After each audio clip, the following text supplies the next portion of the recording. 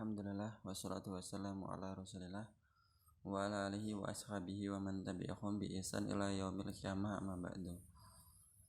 Kelas 8 rahimani wa rahimakumullah. Kita lanjutkan pelajaran kita yang Sirah Nabawiyah di kelas saya matiin dulu datanya ya. Kawan sebentar. Nanti enggak.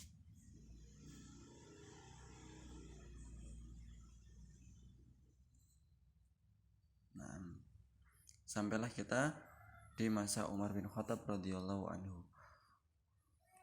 Dipilihlah Umar radhiyallahu sebagai khalifah dan perbuatan beliau yang sangat penting. Abu Bakar As-Siddiq langsung berwasiat sebelum beliau meninggal untuk menyerahkan kekhalifahan ini kepada Umar bin Khattab radhiyallahu anhu. Maka untuk apa? Untuk menjaga persatuan kaum muslimin dan khawatir terjadinya perselisihan di antara mereka. Siapa yang jadi khalifah siapa ini? Maka Abu Bakar berusaha sebelum beliau meninggal, beliau berwasiat bahwasanya kekhalifahan akan dipegang oleh Umar bin Khattab radhiyallahu anhu.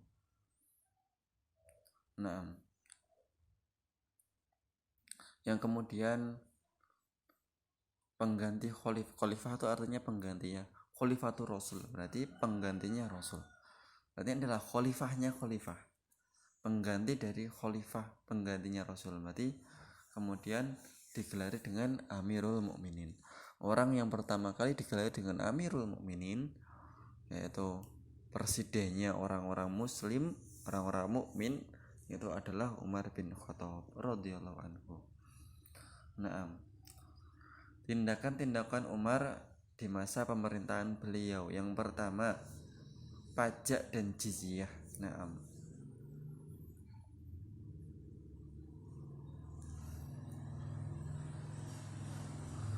Peraturan pajak dan jizyah. Umar membiarkan tanah-tanah di wilayah yang telah ditaklukkan untuk dikelola oleh para pemiliknya. Maksudnya tidak dikelola oleh Umar sendiri, tapi dikelola oleh penduduk kota yang telah ditaklukkan tersebut. Karena mereka lebih memahami dan lebih mampu untuk mengelola dan memanfaatkannya. Hal ini disebut dengan al-kharaj. Kemudian al-kharaj, pajak. Kemudian Umar radhiyallahu anhu membatalkan sebagian pajak yang diwajibkan oleh Persia dan Romawi dan menetapkan jizyah yang wajib kepada selain muslimin. Mereka membebaskan wanita, anak-anak, orang tua, serta orang fakir dari jizyah. Apa itu sih jizyah? Jizyah kharaj ya. Kharaj itu pajak yang diambil dari penduduk di suatu negara yang di sana negara tersebut sudah ditaklukkan oleh kaum muslimin, tetapi negara tersebut tetap diserahkan, tanahnya tetap diserahkan kepada penduduk setempat untuk dikelola. Kemudian penduduk setempat akan membagi hasilnya kepada kas negara. Itu namanya kharaj. Adapun jizyah adalah pajak juga, tetapi pajak tersebut diperuntukkan untuk non-muslim, orang-orang kafir yang dia masih tinggal di negara muslim. Misalnya ada orang kafir tinggal di Madinah, maka dia wajib membayar jizyah, membayar pajak. Untuk apa? Untuk mendapat perlindungan. Orang yang sudah mendapat jizyah atau orang yang sudah membayar jizyah, berarti dia haram untuk dibunuh, karena dia sudah mendapatkan perlindungan dari negara. Dia wajib untuk dilindungi, dia berhak untuk dilindungi. Itu jizyah. Jizyah ini tidak diambil atau tidak dipungut kepada orang-orang muslim. Pajak ini dipungut dari orang-orang non-muslim yang tinggal di negara muslim. Berbeda dengan kita sekarang ini. Kalau kita sekarang ini, orang muslim tinggal di negara muslim tetap bayar pajak. Naik motor bayar pajak, parkir bayar pajak, pesen pizza bayar pajak juga, ada pajaknya. Belanja di supermarket ada pajaknya, semuanya kena pajak. Maka pajak ini kadang suatu, memang sebagian ulama mengatakan ini memang hal yang dolim kalau tidak dilakukan dengan teliti. Maka harusnya itu seperti yang dilakukan oleh para sahabat dahulu. Apabila seorang muslim itu berada di negeri muslim, maka dia tidak wajib bayar pajak. Yang wajib bayar pajak adalah seorang muslim, seorang kafir yang tinggal di negeri muslim. Nah, kemudian membentuk kantor-kantor pencatatan, diwan itu kantor. Dewan Al-Kharaj, Dewan Jundi, Dewan Atok. Nah, Dewan Jundi itu ya TNI. Dewan Atok kantor yang mencatat nama-nama kaum muslimin dan besarnya bantuan yang diberikan. Nah, kemudian membuat kalender hijriyah. Umar menjadikan hijrahnya Nabi SAW ke Madinah sebagai awal penanggalan hijriyah. Nah, tanggal berapa berarti? Tanggal 1 Muharram. Sebentar lagi kita akan memasuki tahun baru Hijriyah, yaitu tanggal 1 Muharram. Kapan? Ya besok tanggal 1 itu. Kapan tadi? Ya besok Rabu insyaallah. Nah, Rabu apa Kamis gitu, saya lupa. Nah, dan kita sebagai seorang kaum muslimin harusnya kita juga lebih paham daripada tanggalan kaum Masih. Nah, bulan-bulan di ini bulan apa, ini tanggal berapa, harusnya kita juga tahu. Kita masih berada di bulan Dzulhijjah. Nah, besok kita akan masuk ke bulan yang mulia lagi, yaitu bulan Muharram insyaallah taala. Yang keempat, pengaturan wilayah. Umar radhiyallahu anhu membagi negeri-negeri menjadi beberapa wilayah dan mengangkat seorang gubernur di sana. Nah, gubernur tersebut dibantu oleh petugas kharaj dan hakim. Dan beliau radhiyallahu anhu mengawasi wilayahnya dengan pengawasan yang detail. Nah, kemudian pembangunan kota. Saya agak cepat ya, biar cepat selesai. Biar cepat selesai, kita pindah buku ke kelas 8. Pembangunan kota. Setelah penaklukan, maka Umar bin Khattab mulai berpikir untuk membangun kota-kota baru. Kota-kota dibangun di dekat sumber-sumber air, di dekat padang penggembalaan, sehingga kaum muslimin bisa berkumpul di sana.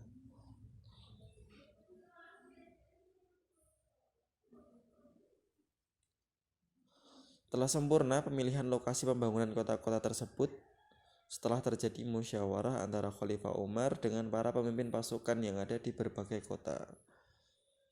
Maka pemimpin pasukan termasuk di sana ada Utbah radhiyallahu anhu membangun kota Basrah.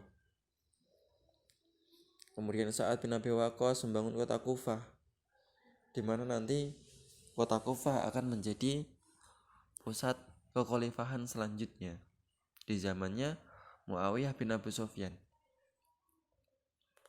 Dulu ibu kotanya berada di Madinah. Ini Umar bin Khattab posisinya dia ada di Madinah. Utsman di Madinah. Ali juga di Madinah.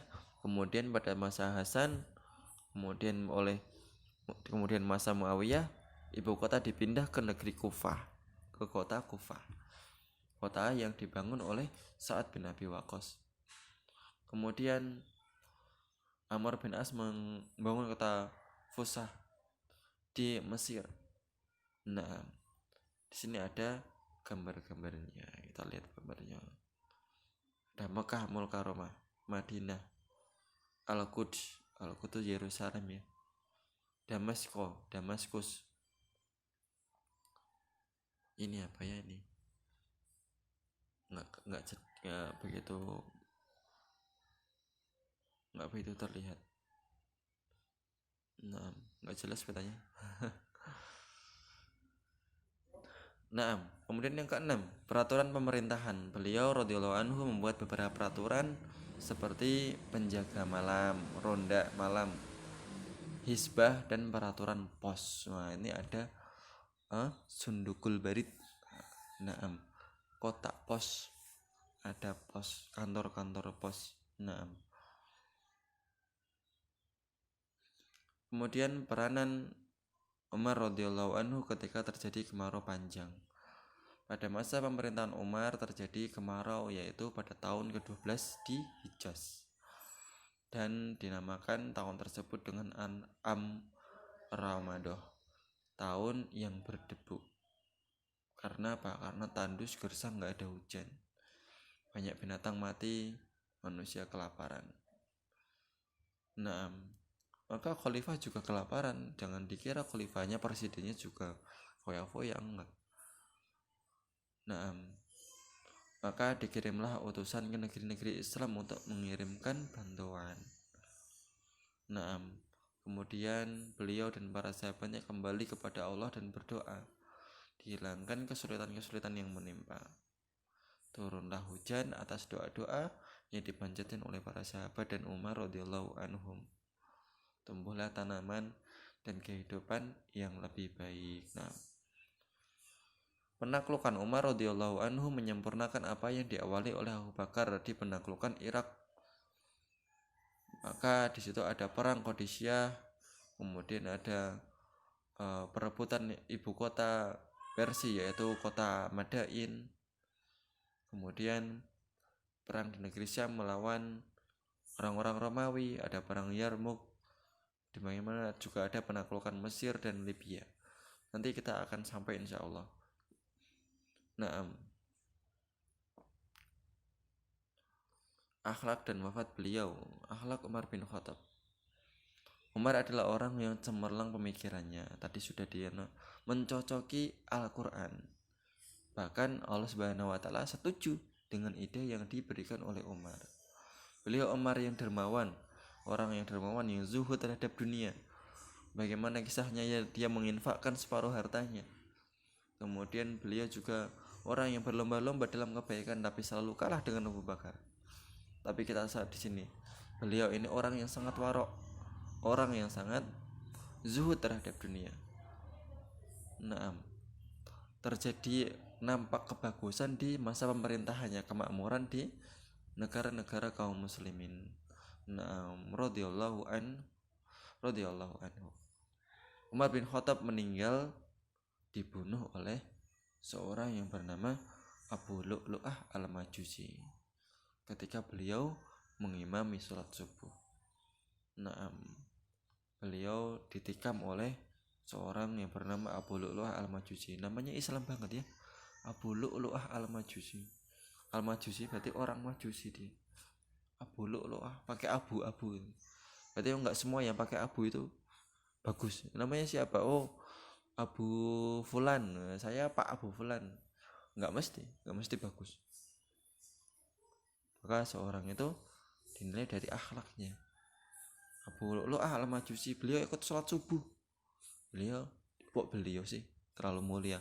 Dia ini ikut sholat subuh, di belakangnya Umar bin Khattab. Kemudian orang ini menikam Umar bin Khattab ketika Umar bin Khattab mengimami sholat subuh.